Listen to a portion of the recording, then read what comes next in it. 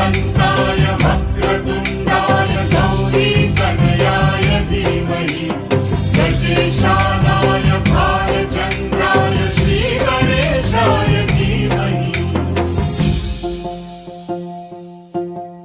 एकदन्ताय वक्रतुण्डाय गौरीतनयाय धीमहि गजेशानाय